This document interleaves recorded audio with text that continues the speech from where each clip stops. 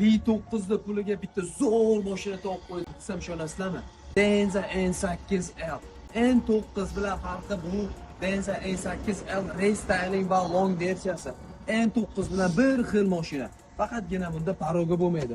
Xo'p, salon qismiga keladigan bo'lsak, xrustalli knopkalari va холодильник, беспроводной zaryadka, monitor, hamma yog'i bir xil.